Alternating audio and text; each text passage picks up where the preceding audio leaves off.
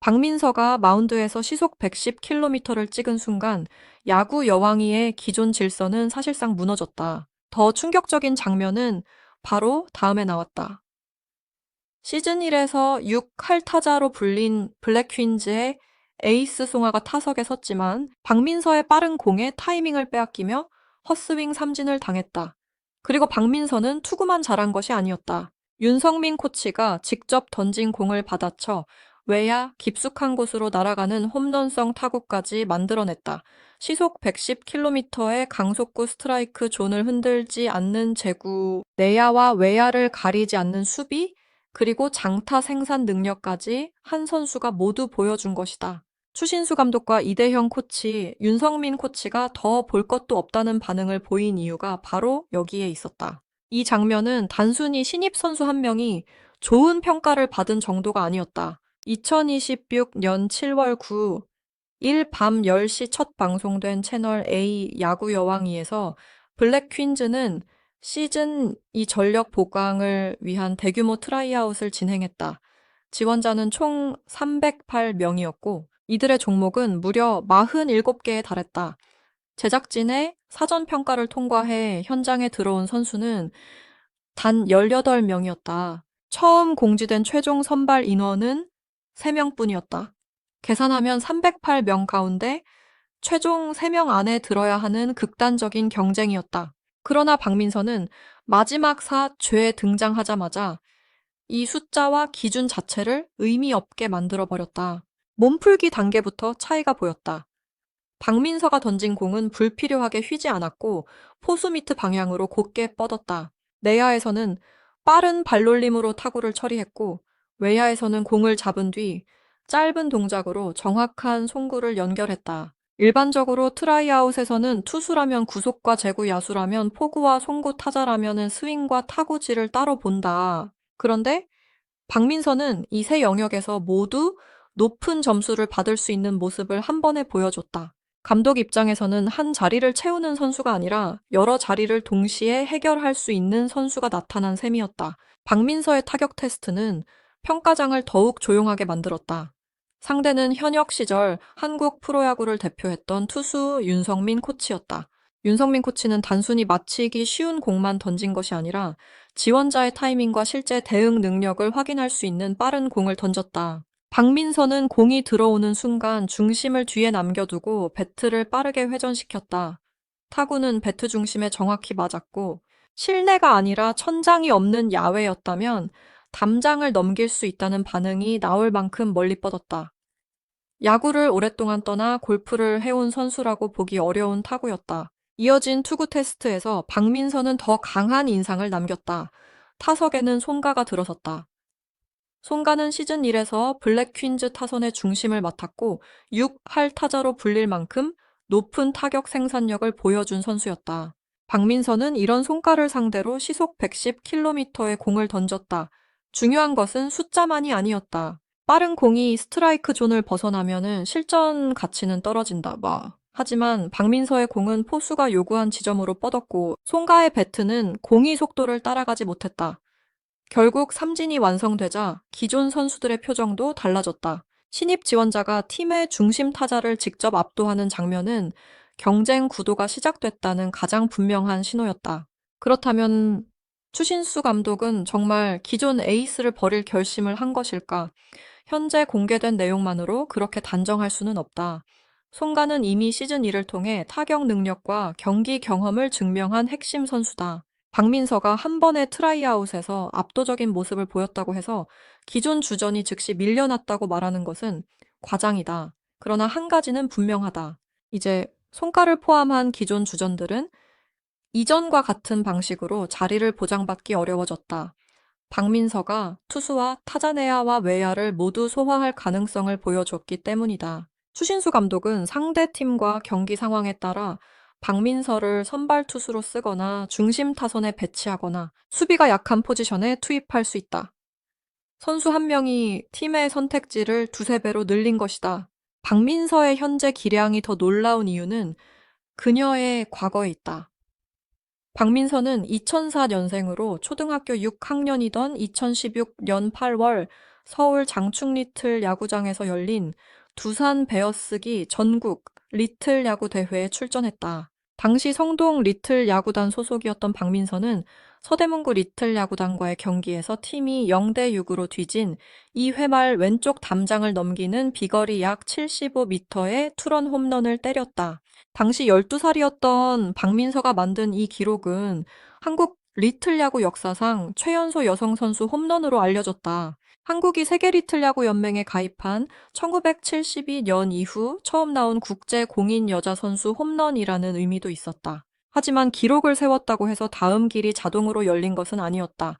박민서는 리틀 야구 선수단에서 유일한 여자 선수로 뛰었지만 고등학교 진학 시기가 되자 계속 뛸 수 있는 팀을 찾기 어려웠다. 실력이 부족해서가 아니라 여자 선수가 야구를 이어갈 수 있는 구조가 부족했던 것이다. 결국 박민서는 야구를 내려놓고 골프로 전향했다.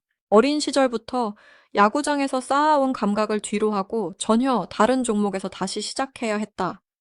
골프는 정지된 공을 치고 야구는 빠르게 움직이는 공을 판단해 반응한다.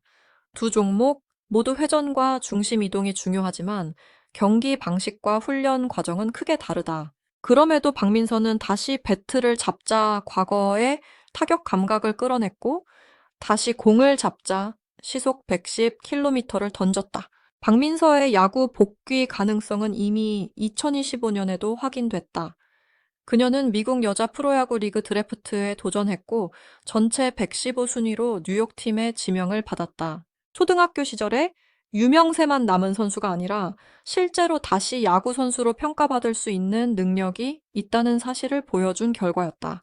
그리고 2026년 야구 여왕, 이 트라이아웃에서는 영상이나 과거 기록이 아니라 추신수 감독과 코치진 앞에서 직접 실력을 증명했다.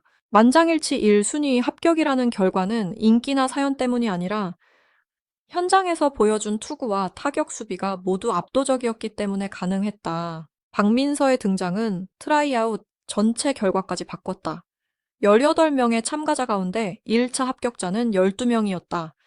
그중 박민서와 소프트볼 출신 최혜빈은 먼저 최종 합격을 확정했다. 코치진은 나머지 10명을 대상으로 실전에 즉시 투입할 수 있는 내야, 수비와 빠른 공에 대한 타격 대응 능력을 다시 확인했다. 최종적으로 필드하키 출신 김나영이 세 번째 합격자로 호명됐다. 여기까지가 원래 계획한 3명이었다. 그러나 추신수 감독과 제작진은 뛰어난 지원자들을 그대로 돌려보내기 어렵다고 판단했다. 결국 테니스 출신 김세연과 배드민턴 출신 송민지까지 추가로 선발하면서 최종 합격자는 3명에서 5명으로 늘어났다. 이 변화는 박민서 한 명만의 힘으로 만들어졌다고 볼 수는 없다. 최혜빈은 안정적인 포수 수비와 타격으로 장수영과 호흡을 맞췄고 빠른 주자인 이수연과 김민지의 도루 시도를 저지했다. 김나영은 초반 캐치볼에서 약점을 보였지만 실제 수비와 타격에서 강점을 드러냈다. 김세현과 송민지도 라켓 종목 출신 특유의 빠른 반응과 정확한 스윙을 보여줬다. 다만 박민서가 트라이아웃의 기준을 가장 높은 곳으로 끌어올린 인물이라는 사실은 부정하기 어렵다. 그녀가 등장한 뒤 코치진이 바라본 것은 단순한 가능성이 아니라 즉시 전력감의 완성도였다. 추신수 감독에게 남은 시간은 길지 않다. 첫 방송 당시 시즌 2 개막전까지 남은 시간은 단 2주였다. 새롭게 합류한 5명을 기존 멤버들과 섞고 수비 위치와 타순, 투수 운용까지 다시 정리해야 했다. 특히 박민서를 어디에 배치하느냐가 가장 큰 고민이 될 수 있다. 선발 투수로 쓰면 시속 110km의 강속구를 활용할 수 있지만 타격 기회를 줄이기 어려워진다. 야수로 고정하면 홈런성 타구를 만드는 장타력을 살릴 수 있지만 강한 어깨를 마운드에서 충분히 사용하지 못할 수 있다. 결국 가장 현실적인 선택은 투수와 타자를 함께 맡기는 방식이다. 경기 초반에는 야수로 출전하고 중요한 순간 마운드에 오르는 전략도 가능하다. 기존 에이스 송하에게도 박민서의 등장은 위기이면서 동시에 기회다. 혼자 타선의 부담을 짊어졌던 송가는 박민서와 함께 중심 타선을 구성할 수 있다. 반대로 두 선수의 직접 경쟁은 팀 전체의 훈련 강도를 끌어올릴 수 있다.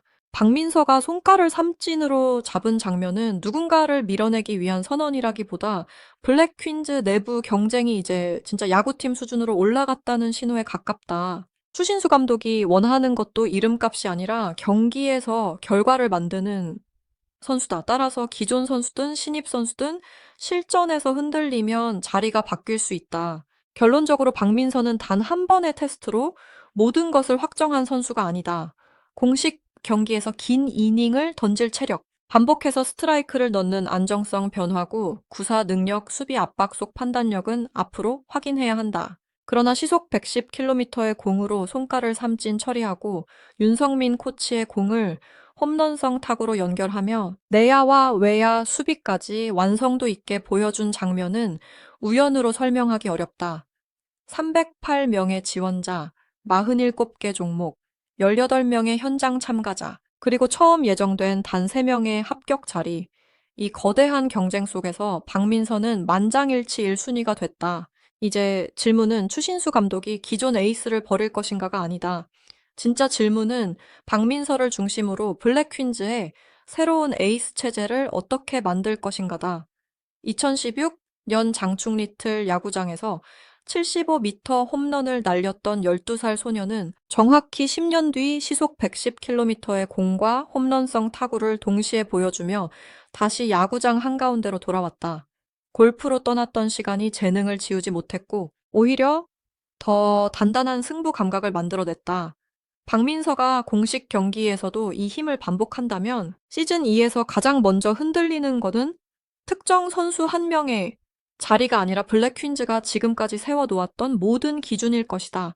시즌 1의 성과를 지키는 것만으로는 시즌 2의 목표에 도달할 수 없다. 새 얼굴이 기존 주전을 자극하고 기존 주전이 다시 자신의 가치를 증명할 때 팀은 강해진다.